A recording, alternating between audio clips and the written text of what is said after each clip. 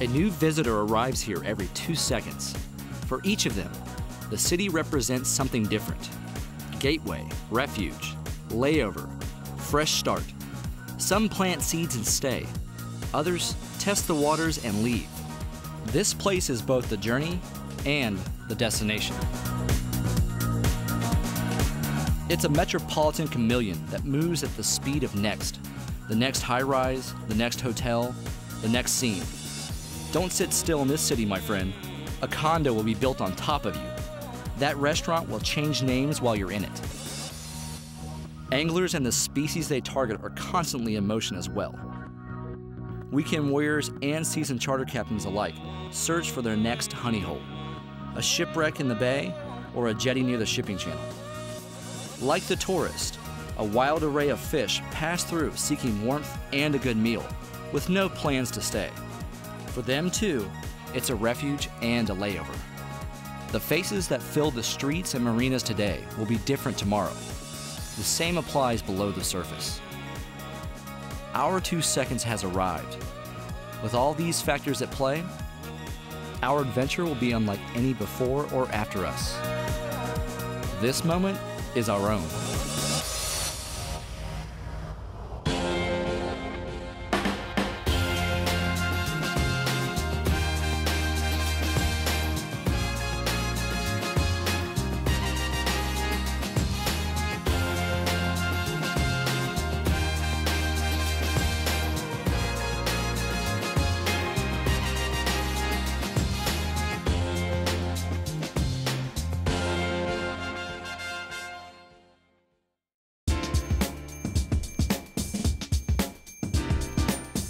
We pull into Miami during an unseasonably warm patch of South Florida winter. Apparently, a few other people have heard that Miami is the place to be this time of year. In 2014, it welcomed 15 million overnight visitors. That's the population of the Netherlands, coming for a vacation. Known as the gateway to the Americas, Miami is one of the most densely populated cities in the U.S. It's 330 miles from Cuba, a 4-hour drive to Key West, a 3-hour flight to almost anywhere in the Caribbean. The convergence of the Gulf Stream and the Straits of Florida creates a warm, swift, migratory highway that pushes bait schools and the species that feed on them north along the Sunshine State's eastern coastline. Fish are escaping colder, mid-Atlantic temperatures in search of a new home, if only a temporary one. Miami has spent decades serving as a new home, a legacy exemplified by the Cuban immigration of the early 1960s. Little Havana is the embodiment of that history. Along Calle Ocho, the neighborhood's main drag, pressed Cubanos and freshly muddled mojitos are on the menu, and Afro-Cuban beats echo off the muraled walls. But the Magic City has many faces. The concrete catwalk that is South Beach, the quiet expanses of Key Biscayne, surrounded by emerald water and thick with mangroves. The exploding geometry of the downtown architecture. There are also as many sides to the fishery. The sand and grass flats of Biscayne Bay. Government Cut is a deep shipping channel flanked by Miami Beach and Fisher Island, where tarpon and snapper stack up. And pelagics populate the blue water near shore. You can drop bait without even losing sight of the skyline.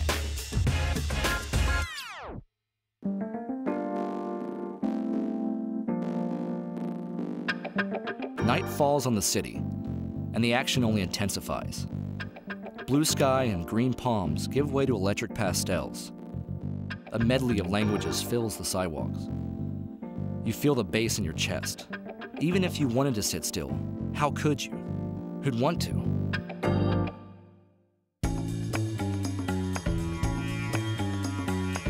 The first day on the water with our guide isn't until tomorrow, so we venture out from the marina at Bayside Marketplace and make do on our own. A self-guided excursion. The Silver King, a familiar face in these parts in winter, helps us pass the time. It sure beats a $20 cover charge and a $200 bottle service.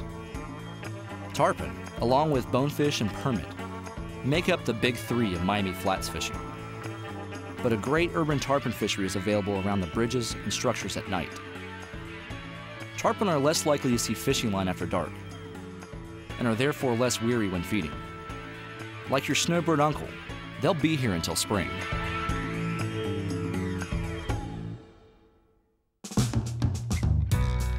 To get the real lowdown on Miami, we call on somebody with decades of charter experience in the area.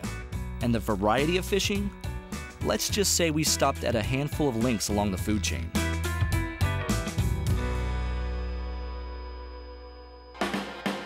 Sport Fishing Television is brought to you by Ram Trucks, powered by Ram Trucks. Guts, glory, Ram. By Yellowfin, your legacy. By Simrad, go with confidence. And by Mercury Marine, #1 on the water.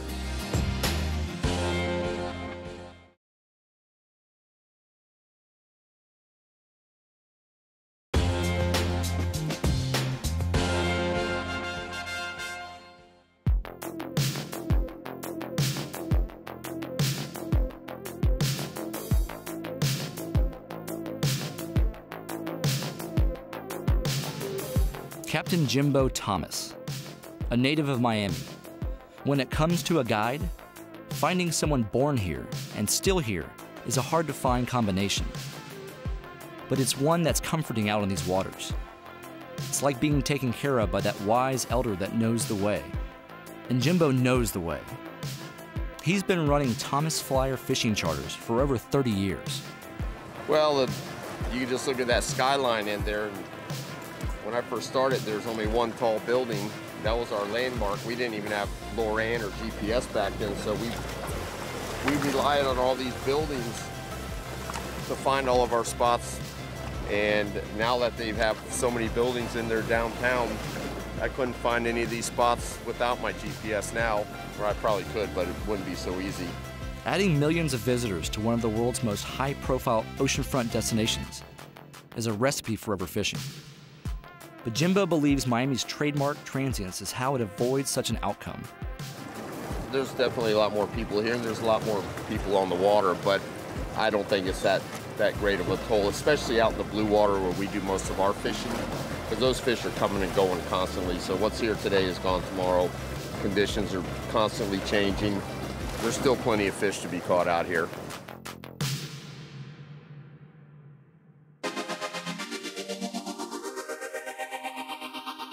First stop, bait. Gather the ammo. Threadfin and ballyhoo are the choices for our outing. Miami bait spots have been making the headlines with recent demolition of Bug Light. Coast Guard initiatives and Miami's government-cut deep dredging project have taken away a valuable bait fishing spot and threatened the future of others, like the Bent Range marker. Recently, this marker was on the brink of destruction before members of the South Florida fishing community stepped forward. Bait is vital, not only for our sport, but for all the species. Like this beauty, dolphin. With their colors, it's like the fish are destined to be here. Matching up with the Art Deco district's neon signs, dolphin are just another colorful element of this city. But this one puts on a show on the water.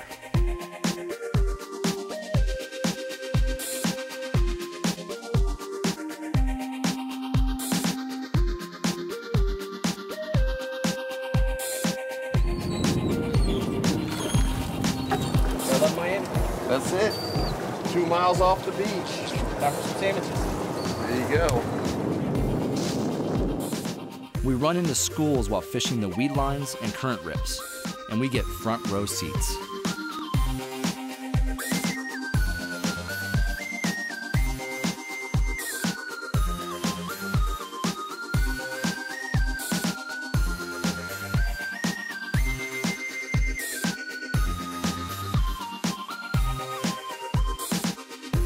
I've been all over the place. In my opinion, South Florida and Miami area is one of the best places in the world to catch fish. And at the end of the day, we've only got 2 miles to go home. We got great restaurants, great hotels to stay at, great nightlife. You can't beat the weather and the water.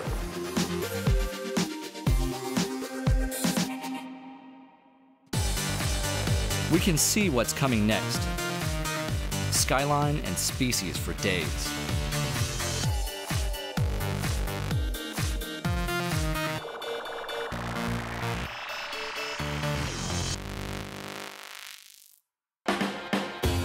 Sport Fishing Television, powered by Ram Trucks, is being brought to you by Yeti Coolers, built for the wild. By Penn, let the battle begin. And by Costa Sunglasses, see what's out there.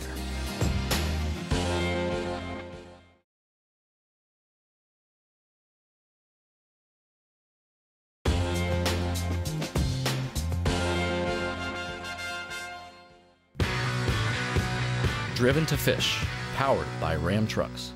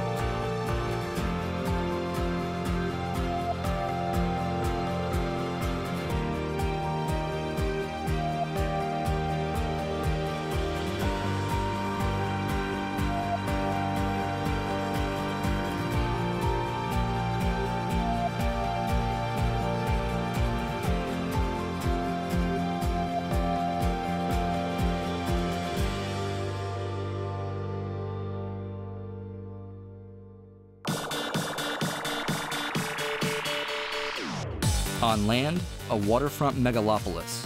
Underneath it all, a seafood buffet. Take your pick. Mutton snapper, always a good starter course. They inhabit reefs, which these waters have in spades. There are more than 100 artificial reef and wreck sites in Miami-Dade and Broward counties. That doesn't include the hard luck vessels that didn't catch a break before sinking.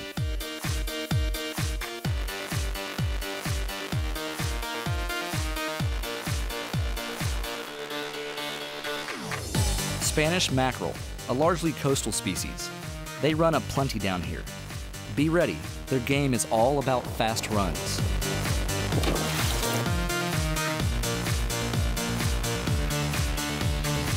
We work our way up the food chain, just slightly, with an Atlantic sharp nose.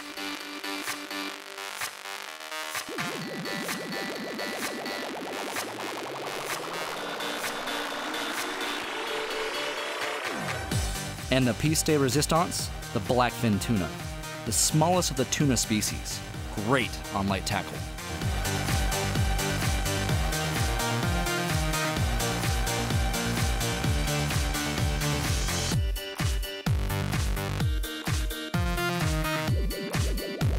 Some of us see blackfin on a plate, or just a good fight on the line. Not many of us see past that. Adrian Gray does. He's a professional photographer and artist, and avid angler. He documents this fishery and others around the world. It's taken 4 continents, 14 countries, 20 different saltwater species, and more than 15,000 photos to build his portfolio. Today, we're documenting the documentarian for a change. When Adrian isn't fighting off a shark or dodging an 800-pound bluefin tuna to get the right shot, he's handling all things creative at the International Game Fish Association, or IGFA. The IGFA is dedicated to the conservation of game fish and promotion of ethical angling practices. The organization takes an active role in partnering with governmental, academic, and private organizations to sustain fisheries conservation. Everything from supporting the Billfish Conservation Act, which enforces a complete ban on the sale of billfish in the mainland U.S., to researching the benefits of circle hooks over J-hooks to minimize injury to sailfish. Like a lot of South Floridians, Adrian is a transplant. He's originally from East London, South Africa. I went to the University of Miami for marine biology and fell in love with the fishing down here. The fish here were built for somebody who wants to actually feel a game fish, you know, just the runs and the jumps and from inshore to offshore. It's just, the fishing down here is unmatched. As far as the intersection of fishing and painting, it all started with the right fish. One day we caught a swordfish, and it was electric blue and purple and just these colors that you just can't get on film, I feel like. It's like, I should paint it.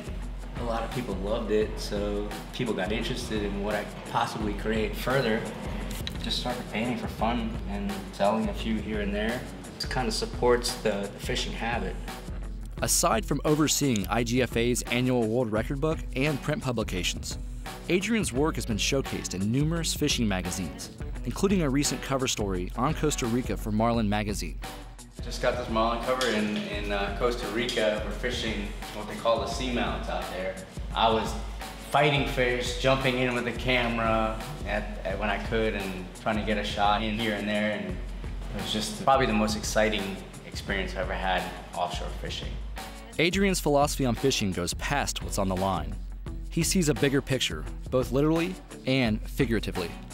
It's not about the fishing sometimes, it's about where fishing takes you. You see these environments that you can't just see from sitting on a couch, and you have to go there. And the best part of it is, it's not what you see, it's how it inspires you. The value of life is seeing what's in this world. So fishing has really helped me go to places and see what the value of life is. The walls of Adrian's home are covered with his memories, both real-life snapshots and renderings drawn from recollection. The first questions are always about the art. Who taught you? Where can I get one? Then comes the next question. Where'd you catch it? You can guess the answer.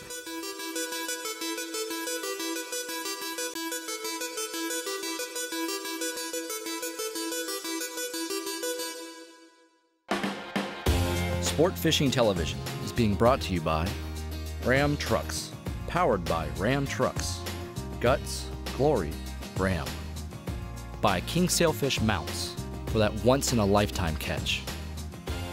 By the Florida Keys and Key West, come as you are.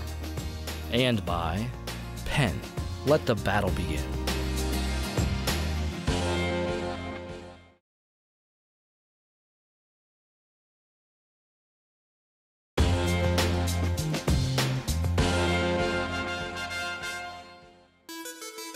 This is what we hope for, the racehorse, and not the one at Hialeah Park. Miami in the winter is the best season when it comes to sailfish. Although you can catch sails in South Florida year-round, December through March usually has the highest concentration. Here's why.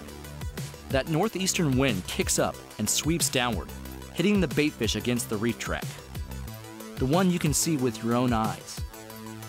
The sails migrate from the mid-Atlantic and head south chasing that bait.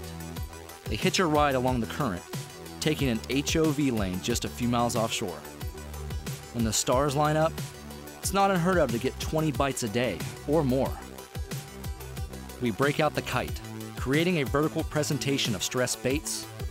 It's like a dinner bell with a dinner attached to it. In Sailfish Alley, the area between Fort Pierce and Miami Beach, live bait fishing with kites along the reef proves deadly effective. A lot of people think they got to have the bait right on the surface. As soon as a predator comes up with sailfish, dolphin, kingfish, it doesn't matter. That bait knows he's in trouble. He's going to get ate. So he is going to start running for his life. He's on a leash. So when he comes to the end of that leash, it's going to pull him right to the surface regardless without you having to reel him up to the top. Yeah. Put it out there. Just leave it alone. If it gets too high, yes, you get a gust that comes up or the wind dies, but for the most part, if your wind's steady, you set it once and you're good to go. Sails made the day. Jimbo puts us on them because he knows them. 3 decades of experience in one catch. Whoa, we waited a long time for this bite.